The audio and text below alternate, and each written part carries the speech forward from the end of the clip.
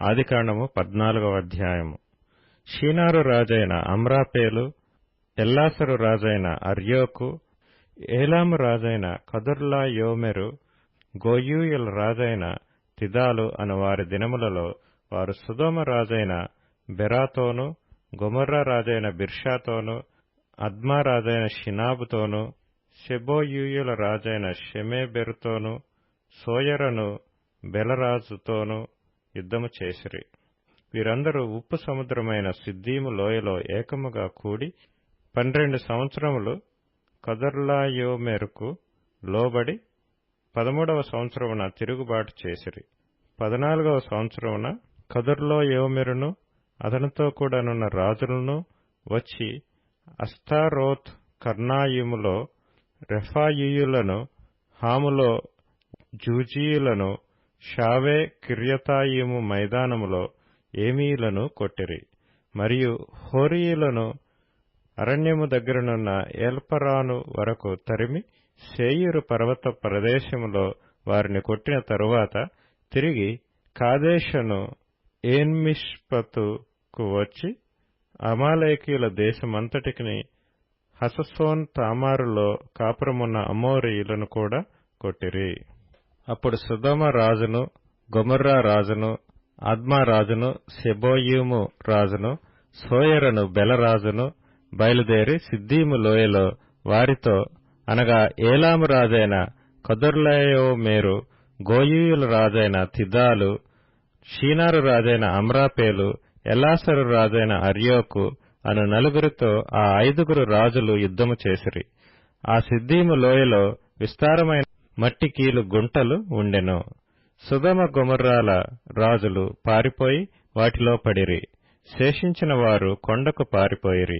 అప్పుడు వారు సొదొమ గొమొర్రాల ఆస్తి యావత్తును వారి భోజన పదార్థములన్నీయు పట్టుకొని పోయిరి. అప్పుడు అబ్రాము సహోదరుని కుమారుడైన లోతు సొదొమలో కాపురముండెను గనుక అతనిని అతని ఆస్తిని పట్టుకొని పోగా తప్పించుకొని ఒకడు వచ్చి హెబ్రీయుడైన అబ్రామునకు ఆ సంగతి తెలిపెను.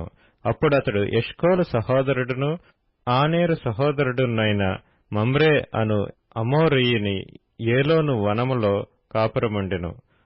వీరు అబ్రాముతో నిబంధన చేసుకొనినవారు. అబ్రాము తన తమ్ముడు చెరపట్టబడినని విని తన ఇంట పుట్టిన అలవర్చబడిన 310 మండుగురిని వెంటబెట్టుకుని దాను మట్టుకు ఆ రాజులను తరిమెను.